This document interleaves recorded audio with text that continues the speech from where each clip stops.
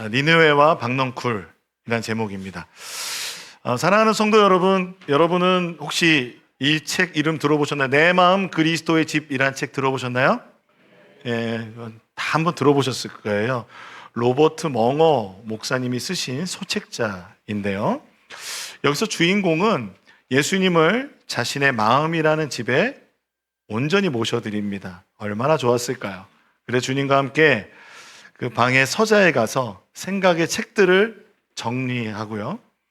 그리고 주님과 함께 주방에 가서 자신이 가지고 있었던 그 욕망의 식단들을 이제 주님의 식단으로 바꾸고, 그리고 거실에서는 매일 주님과 함께 친밀한 교제를 나눕니다. 그리고 내 마음의 모든 방들을 하나씩 주님께 보여드리면서 주님과 함께 누리는 삶은 그야말로 천국과 같은 삶이었습니다. 그런데 어느 날 예수님과 함께 복도를 걷고 있는데 어디선가 끔찍한 악취가 풍겨오는 거예요. 그 냄새는 죽은 지 오래된 사체에서 나는 듯한 역겨운 냄새였습니다. 그래서 예수님께서 걸음을 멈추시고 그 굳게 닫힌 문을, 그 작은 문 하나를 가리키면서 물어보십니다. 야, 이 냄새가 나는 저 닫힌 문 안에는 무엇이 있느냐? 그 주인공은요, 당황하면서 주님 앞을 이렇게 가로막으면서, 주님, 이 집의 모든 방은 다 주님의 것이지만 저 문이 잠긴 작은 벽장 이것 하나만은 제 것입니다. 저 방만은 절대로 열어드릴 수 없습니다 라고 말하였습니다. 그 닫힌 방 안에는 무엇이 있었을까요?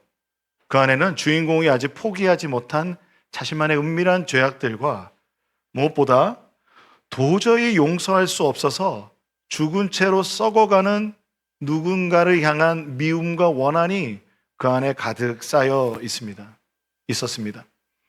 겉으로는 너무나 평안하고 은혜로운 집이었지만, 그 마음이었지만, 사실 그 잠긴 벽장 틈새로 새어나오는 그 원망의 악취가 영혼 전체를 병들게 하고 있었던 것입니다.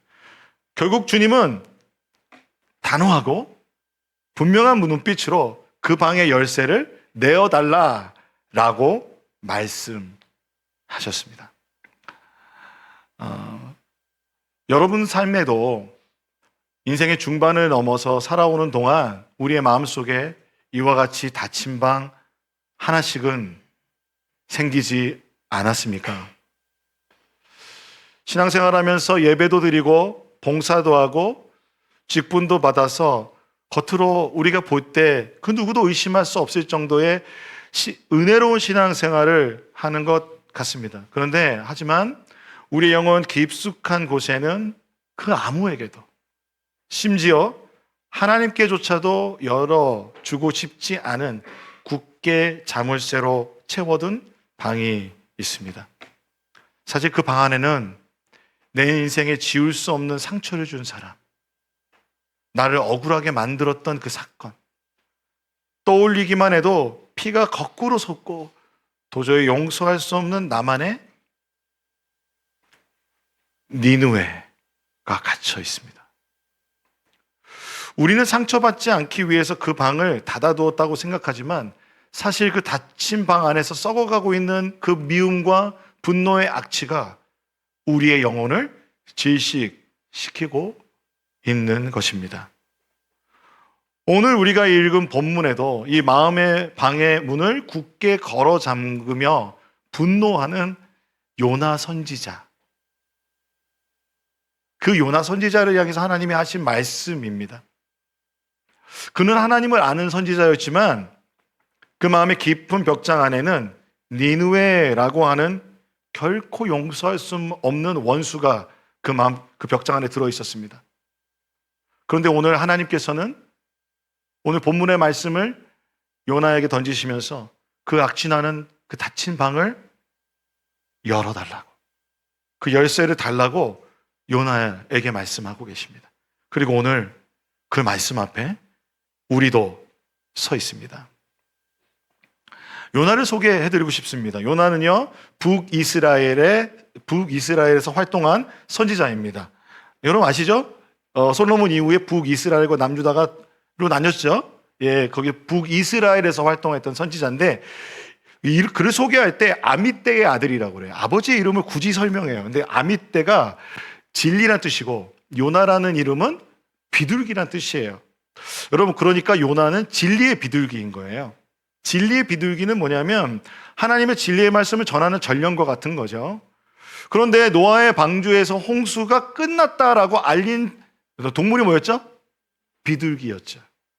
너무 좋은 인물입니다. 그렇기 때문에 요나는요 이런 예언을 했습니다. 열왕기하 14장 25절 27절에 하나님께서 북이스라엘을 향한 말씀을 요나에게 부어주시는데, 입에 넣어주시는데, 이스라엘 하나님 여호와께서 그의 종 가드 헤벨 아미떼의 아들 선지자 요나를 통하여, 같은 인물인 거죠, 하신 말씀과 같이 여로보암이 이스라엘 영토를 회복하되 하맛 어기에서부터 아라바 바다까지 하였으니 이는 여호와께서 이스라엘의 고난이 심하여 매인자도 없고 노인자도 없고 이스라엘을 도울 자도 없음을 보셨고 여호와께서 또 이스라엘의 이름을 천하에서 없이 하겠다고도 아니하셨으므로 요아스의 아들 여로보암의 손으로 구원하심이었더라. 그러니까 즉 여로보암 2세를 제가 소개한 적이 있어요. 요시야 왕 소개하면서 이사야 설교할 때 다 기억이 안 나셔도 괜찮습니다.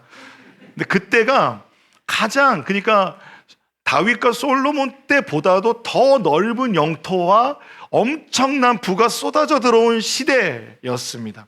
바로 이 시대를 예언한 예언자가 요나였습니다. 그런데 이 말씀에 보면 26절에 이스라엘의 고난이 심해서 매인자도 없고 노인자도 없고 이스라엘을 도울 자도 없음을 보셨다라고 하는 것은 무엇 때문에 그랬냐면 북이스라엘을 괴롭히는 북방 민족들이 있었어요. 그 북방 민족들 중에서, 나라 중에서 정말 무서운 나라가 아수르였습니다.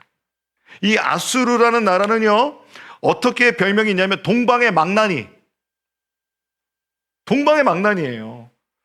그 정복한 나라들의 포로들의 손발을 자르고 귀를 자르고 너무도 잔인하게 산채로 피부 껍질을 벗기면서요 어린아이와 부녀자들을 불 속에 던지는 끔찍한 만행을 마치 자랑처럼 행했습니다. 그런 아수르가 여러분 아시듯 그 아하방에게 쳐들어와가지고 아하방을 죽였죠. 그러니까 이 북이스라엘에 있어서 정말 무서운 존재, 한번 쳐들어왔다 하면 그러니까 완전히 나라가 초토화되고 내 주변에 있는 사람이 다 그 어려움을 겪는 거예요.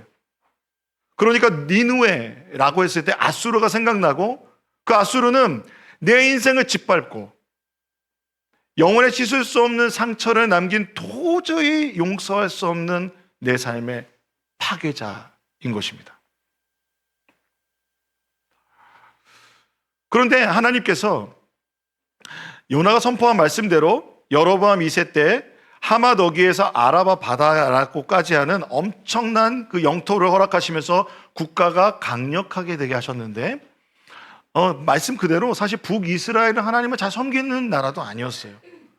그런데 하나님께서 이렇게 축복해 주시면 혹 나에게 돌아올까 하여 하나님께서 그들에게 그런 선의를 베풀어 주신 것 같아요.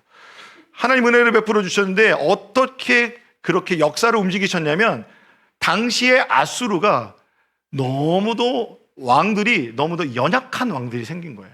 그리고 신흥 강국이 막 일어나가지고 아라닷이라는 나라와 전쟁이 계속 되면서 이제 계속 지는 거예요. 그러니 여러분 그것을 수습하는데 얼마나 힘들었겠습니까? 게다가 계속해서 전쟁에 지게 되면 사람들이 원망을 받게 되겠죠.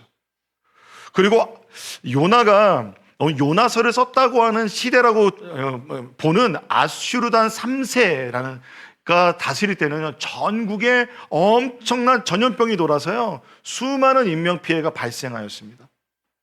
게다가 BC 763년에는 완전 일식이 발생했어요. 완전 일식은 그러니까 세상이 완전히 어두컴컴해지는 거죠. 이렇게 되면 여러분 지금과 같은 과학 지식이 없기 때문에 어떤 마음이 들었겠어요? 사람들 모두에게 공포가 생기는 거예요. 두려움이 생기는 거예요.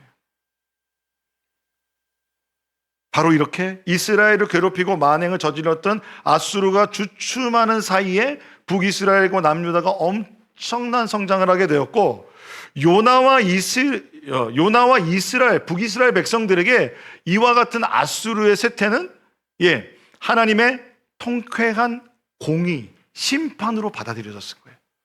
그러니까 우리가 북이스라엘은 하나님의 은혜를 받았다고 생각하고, 그리고 아수르에게는 그 하나님의 심판이 임했다고 생각했을 거예요. 그런데 바로 그때 하나님이 요나에게 나타나시는 거예요. 그래서 요나 1장 1절에서 2절의 말씀으로 하나님 부르시는 거예요. 같이 한번 읽어볼까요? 시작. 이르시되 너는 일어나 저 큰 성읍 니느웨로 가서 그것을 향하여 외치라. 그 악독이 내 앞에 상대되었음이라 하시니. 여러분, 하나님 드디어 들으셨구나. 이 심판의 말씀을 드디어 요나를 통해서 이제 선포하시는구나, 우리가 그렇게 생각이 되잖아요. 그런데 너무도 이상하게 요나가 도망가요. 하나님이 이 말씀을 하시자마자 니느웨의 정반대 방향으로 다시스라는 곳으로 갑니다. 많이 들어보셨죠? 다시스는 지금의 스페인을 의미합니다. 지금의 스페인은 그 고대 사회에서는요, 땅끝이라고 생각했어요. 그 다음 바다밖에 없었기 때문에. 그 땅끝까지 가는데 땅으로, 육지로 가는 것도 아니고 배 타고 가는 거예요. 배 타고 가니까 막 하나님 앞에서, 그러니까 어떻게 보면 이런 말에 죄송합니다. 배째라죠, 배째라. 성경에 보면 하나님의 얼굴을 피해서 도망갔다고 그래요. 하나님의 얼굴은 임재잖아요. 하나님이 나에게, 하나님을 만나면, 하나님의 임재를 겪으면 하나님이 하셨던 그 말씀을 전해야 될 것 같잖아요. 그래서 요나가 순종하지 않고 왠지 모르는데 저 멀리 도망가요. 이유가 뭘까요? 그 이유가 요나서 4장 2절에 나타납니다. 같이 한번 읽어볼게요. 시작. 여호와께서 기도하여 이르시되 여호와여 내가 고국에 있을 때에 이러하겠다고 말씀하지 아니하였나이까. 그러므로 내가 빨리 다시스로 도망하여 싸우니 라고 말합니다.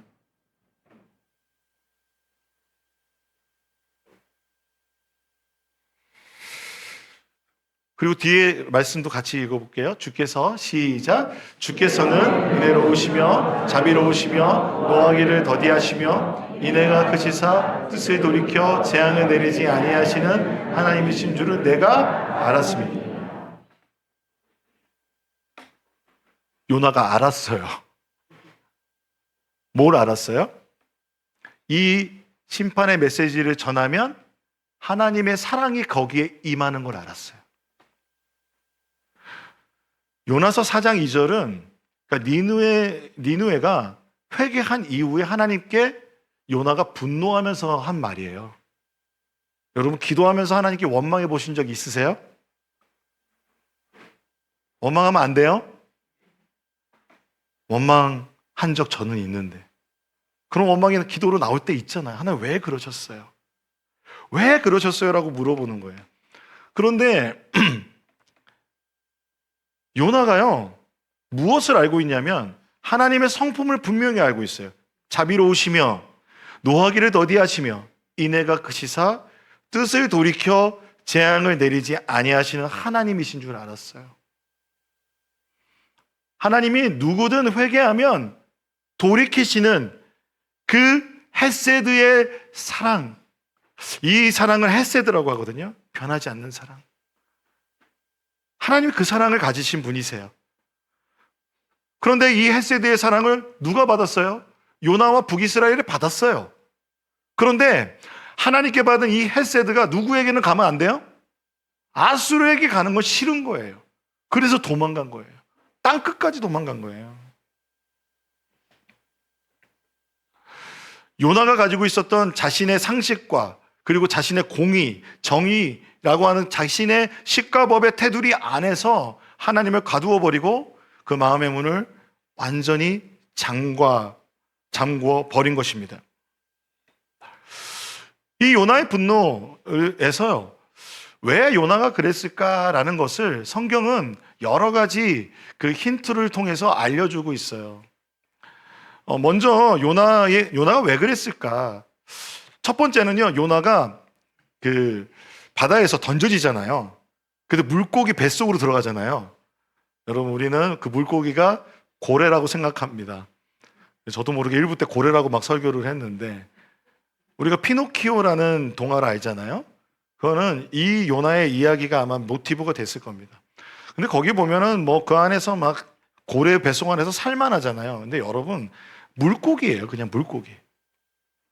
물고기에게 잡아먹혔다면 완전히 그냥 그 안에서, 물고기 안에서, 캄캄한 어둠 안에서 사흘 동안, 3일 동안 살려달라고 기도할 수밖에 없어요. 그런데 그때 요나가 했던 기도가 이렇습니다. 내 영혼이 내 속에서 피곤할 때에 내가 여호와를 생각하였더니 내 기도가 주께 이르렀사오며 주의 성전에 미쳤나이다. 거짓되고 헛된 것을 숭상하는 모든 자는 자기에게 베푸신 은혜를 버렸사오나 나는 감사하는 목소리로 주께 제사를 드리며 나의 서원을 주께 갚겠나이다. 구원은 여호와께 속하였나이다 아니라. 너무 은혜스러운 기도죠? 근데 여러분, 구원은 여호와께 속하였나이다 라는 기도 외에 8절에 보면 거짓되고 헛된 것을 숭상하는 모든 자는 자기에게 베푸신 은혜를 버렸사오나 라는 이 말을 보면, 그리고 자신은 하나님께 예배할 수 있는 성전 가운데 나아가는 자다라는 이 말이 어떤 것이 느껴지세요? 요나 안에 있었던 나는 하나님의 백성이다, 나는 은혜 받을 자격이 있다라는 말로 들리지 않습니까? 사실 그 물고기 뱃속에서 요나는 어떤 기도를 했어야 됐을까요? 하나님, 제가 다시스로 간 것 용서해 주세요. 하지만 하나님의 뜻을 제가 순종하겠습니다, 구원은 하나님께 있습니다 라고 기도해야 되는 것 아닐까요? 그런데 하나님께서 이 기도마저도 들으시고 그를 육지로 뱉어내게 했습니다, 물고기가. 그래서 3장에 보면 요나가 니느웨로 가게 되죠. 근데 여러분, 이러한 선민의식이 초대교회 유대인 그리스도인들에게도 남아 있었습니다. 여러분, 어쩌면 예수를 믿는 지금 우리들에게도 먼저 믿은 우리가 더 거룩하고 먼저 믿은 우리가 더 은혜 받을 만하다라고 생각한다면 그것은 현대판 선민의식이 될 겁니다. 고넬료의 가정에 하나님 구원이 임할 때 이런 베드로와 함께 있던 사람이 이렇게 얘기해요. 베드로와 함께, 사도행전 10장 45절에 베드로와 함께 온 할례 받은 신자, 즉 유대인 그리스도인입니다. 그들이 이방인들에게도 성령 부어 주심으로 말미암아 놀랬다고 말합니다. 저 사람들도 구원받네?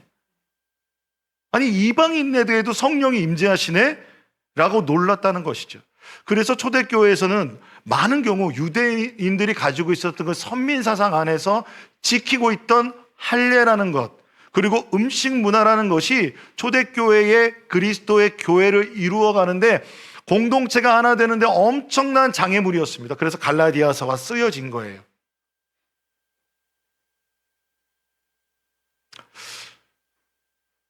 어쨌든 물고기에서 뱉어진 요나는 두 번째로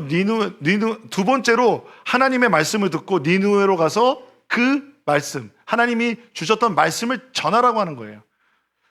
그래서 요나는요, 이 말씀에 마지못해 니느웨로 갑니다. 니느웨로 가요. 니느웨가 당시엔 수도가 아니었지만 아수르에서 정말 큰 도시였어요. 12만이 사는 도시. 당시로서는 큰 도시죠. 그리고 3일을 걸어야 다 돌아볼 수 있는 거대한 도시였어요. 그런데 성경에 보면 요나는 얼마나 그 말씀을 어느 정도 시간의 말씀을 전했냐면 단 하루만 전했어요. 단 하루 걸어다니면서 40일이 지나면 니느웨가 멸망합니다. 40일이 지나면 니느웨가 무너지리라 라고 말하는 겁니다. 그러면 여러분 생각해 보세요. 요즘 좀 있으면 선거철인데 자신을 알리기 위해서 얼마나 열심히 매일마다 나와서 그 크게 소리 틀어놓고 막 얘기하잖아요. 그래도 알까 말까한데 어디서 듣도 보도 못한 사람이 나타나가지고 니느웨가 멸망해, 40일 안에 멸망해 말하면 사람들이 뭔 말이야 막 그럴 텐데, 놀랍게도 왕부터 그 말이 왕에게 전달이 되고 왕에서부터 모든 백성이 심지어 가축까지 왕이 조서를 내려서 다 회개해라. 하나님 앞에 회개하고 죄를 뒤집어 쓰고 영적 회개, 영적 각성 집회가 일어나는 거예요. 회개 운동이 일어나는 거예요. 눈물로 회개를 합니다. 그러자 요나서 3장 10절에 보면 3장 10절만 같이 한번 읽어볼까요? 시작.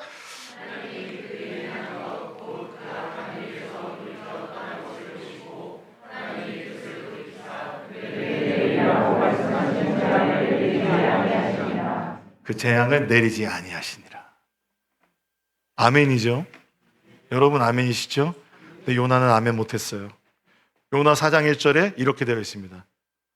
같이 읽어볼까요? 시작. 요나가 매우 싫어하고 분노였습니다. 요나의 당황스럽죠. 성경이 굉장히, 성경을 읽을 때 여러분 이런 관점들을 읽어가면 성경이 재밌게 읽혀집니다. 왜 성내고 분노했을까요? 그래서 성경을 자세히 보면 요나는 이 분노를 정당한 것으로 여겨요. 왜냐하면 아수르가 뭐라 그랬죠? 동방의 망나니. 그럼 우린 이거 정말 잘 이해합니다. 우리 역사상, 우리나라의 역사상 우리가 외세의 침입을 얼마나 많이 받았습니까? 아수르가 했던 그런 비슷한 일을 우리가 당했어요, 안 됐어요? 당했죠. 그래서 우리는 어떤 특정한 나라를 마음으로 용서하지 못하는 분이 있을 겁니다. 요나 주변에 있는 사람 중에 전쟁에 나가서 그 험악한 일을 당한 사람이 왜 없었을까요? 요나의 가까운 사람들 중에서 그런 일 당한 사람을 듣고 보고 요나가 보았을 겁니다. 용서가 안 되겠죠, 마음에. 그 분노가.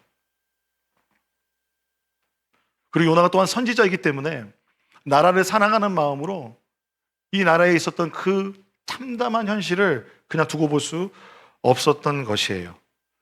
그리고 분명히 3장 10절에 하나님이 뭐 했어요? 말씀하신 재앙을 내리지 아니하시니라 라고 되어 있는데 요나가 분노했잖아요. 그리고 아까 4장 2절에 말을 한 거예요. 그러자 주님이 이렇게 말씀하세요. 요나야, 너의 성냄이 어찌미냐? 무슨 말이에요? 요나야, 왜 화냈느냐? 요나, 너 왜 화가 나니? 주님이 달래시는데 요나가 뭐 하냐면 그 성읍 바깥에 초막을 짓고요. 그 언덕에서 니느웨 성이 멸망하나 멸망하지 않나 지켜봐요. 감시해요. 진짜 요나 진짜 재밌는 사람이에요. 그 요나의 그 마음이 정말 그 안에서 여러분 느껴지십니까? 근데 우리가 사실 그럴 때도 있는 것 같아요. 우리 마음에도. 잘 되나 보자. 근데 하나님께서 그 장렬하는 태양 가운데서 박농쿨을 막 자라게 하세요. 박농쿨의 그 잎, 박농쿨 잎이나 여러분 호박잎이나 이런 것들이 큰 거는 엄청 크잖아요. 그게 막 둘러싸이면 그늘이 되잖아요. 그러니까 요나가 너무 기뻐요. 주님 너무 시원합니다. 할렐루야, 주의 은혜로다. 막. 그런데 이튿날 새벽 하나님이 벌레를 준비하셔서 박농쿨을 다 갉아먹게 하세요. 그러자 아침부터 그 태양열, 장렬하는 태양이 요나에게 막 덮치니까 요나 성격이 보통 아니었던 것 같아요. 죽여달라고 그래, 죽여달라고. 죽여달라고 기도하시는 분 계시죠? 이게 그렇게 우리가 기도할 때도 가끔 있는데 그게 성내서 하는 기도잖아요. 4장 9절에 보면 하나님이 요나에게 이르시되 내가 이 박농쿨로 말미암아 성내는 것이 어찌 옳으냐. 또 한 번 왜 화를 내느냐 얘기하니까 요나의 대답 같이 읽어볼까요? 시작. 내가 성내어 죽기까지 할지라도 옳으니이다. 와, 진짜 주님과 이렇게 기도를 하고 하나님과 대화를 하는 거예요. 근데 놀랍지 않으세요? 하나님 다 받아주세요. 요나를 끝까지 추적하시는 하나님이, 그러니까 제가 볼 때는 니느웨도 사랑하지만 요나도 너무 사랑하시는 것 같아요. 그리고 뭐예요? 요나가 내 이 성능과 분nom은 옳다라고 말하는 거예요. 여러분, 내가 옳다라는 이 말은 다른 말로 하면, 좀 어려운 말로 자기의라고 할 수 있겠죠.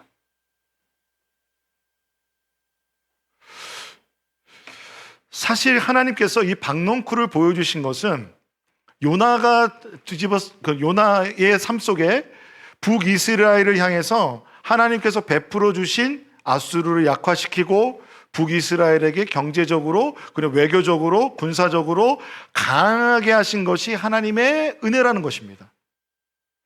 너희가 뭔가 받을 만한 자격이 있어서가 아니라 나 여호와가 너희에게 베푼 헤세드, 은혜라는 것입니다. 그런데 요나의 마음에는 이 박농쿨과 같은 은혜가 나의 의가 된 거예요. 내가 한 것 아무것도 없는데 내 의가 된 것이죠. 그리고 내 마음 안에 하나님께도 열어드리지 않는 닫힌 방이 되어서 아수르를 향한 미움과 분노와 그 썩어져가는 그 마음을 열지 못하는 거예요. 그래서 하나님께서 요나를 꺼내주시기 원하시는 거예요. 그래서 오늘 본문의 말씀을 하시는 겁니다. 우리가 그 주님의 마음으로 한번 같이 요나서 4장 10절에서 11절 말씀 같이 읽어보겠습니다. 시작. 내가 수고도 아니하였고 재배도 아니하였고 하룻밤에 났다가 하룻밤에 말라버린 이 박농쿨을 아꼈거든. 하물며 이 큰 성읍 니느웨에는 좌우를 분별하지 못하는 자가 12만 명이요 가축도 많이 있나니 내가 어찌 아끼지 아니하겠느냐 하시니, 하나님이 아끼신 것은 이방 민족 원수와 같은, 하지만 그 영혼 12만 명과 가축까지도 아끼셨습니다. 이 아꼈다는 것은 긍휼을 말합니다. 깊은 동정심을 가지고 긍휼을 베풀어 주셨습니다. 그런데 요나는 무엇을 아꼈냐면 내가 받은 은혜, 내 의, 내가 행했던 것을 붙잡고 하나님의 긍휼과 은혜 가운데 나가지 못한 것입니다.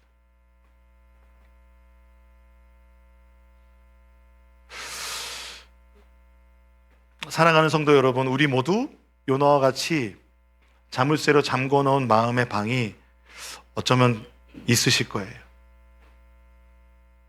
그 마음의 방에 그 누구에도 말하지 못하는 우리만의 니느웨가 있을 것입니다. 그런데 복음은, 오늘 성경 말씀은 이렇게 말씀하시는 것 같습니다. 하나님의 진노로 말미암아서 멸망받아 마땅했던 니느웨가 다름 아닌 나였다는 것입니다. 우리가 아직 죄인 되었을 때, 하나님과 원수 되었을 때, 하나님은 우리를 향한 그 아끼는 마음과 깊은 긍휼의 마음으로 우리를 사랑하여 주셨습니다. 그래서 우리를 살리시기 위해서 참된 요나가 되시는 예수 그리스도를 이 땅에 보내셨습니다.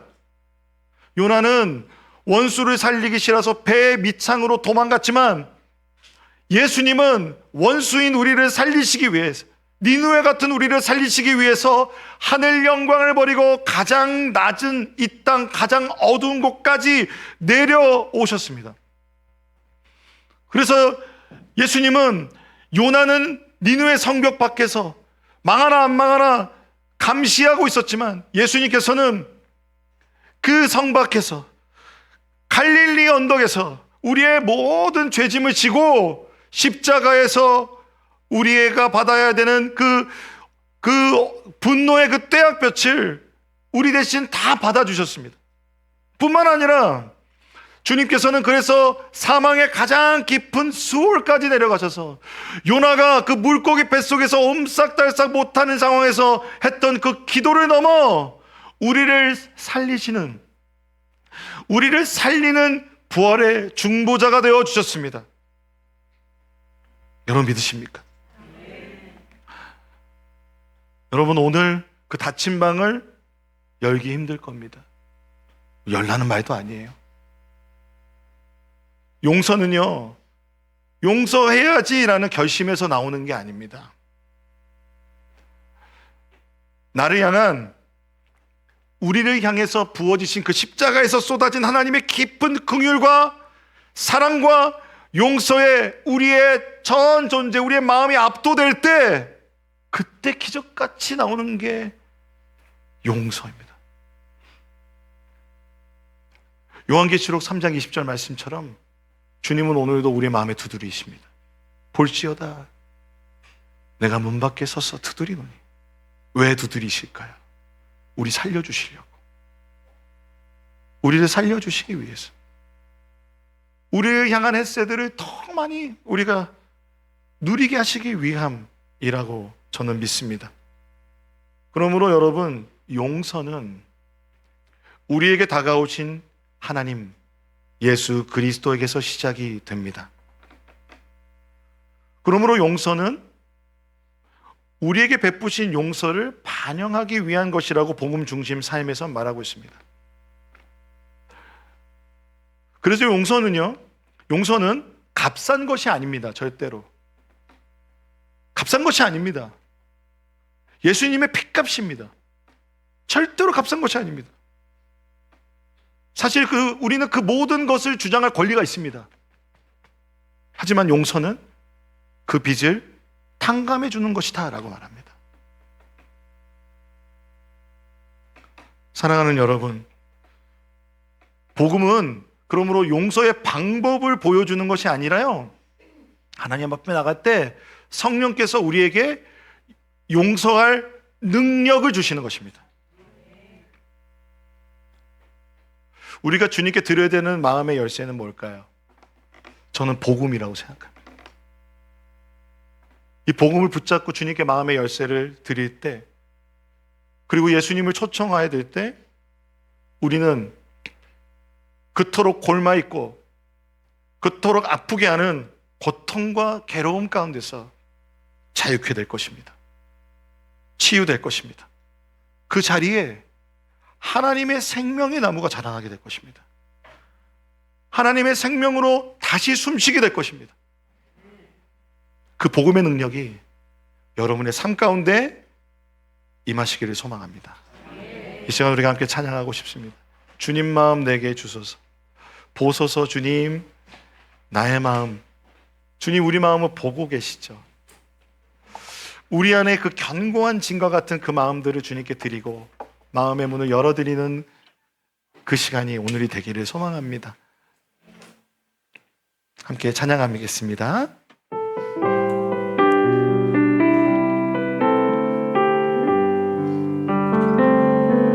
보소서 주님 나의 마음은 선한 것 하나 없습니다.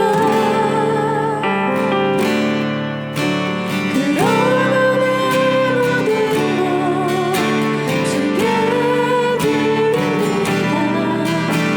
사랑으로 안으시고 날 새롭게 하소서.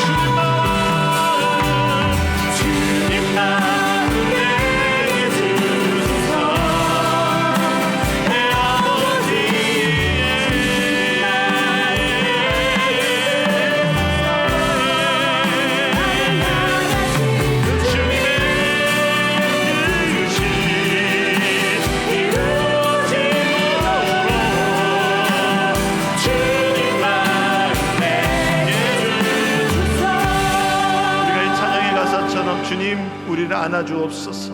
주님의 마음을 주옵소서. 주의 사랑을 부어 주옵소서.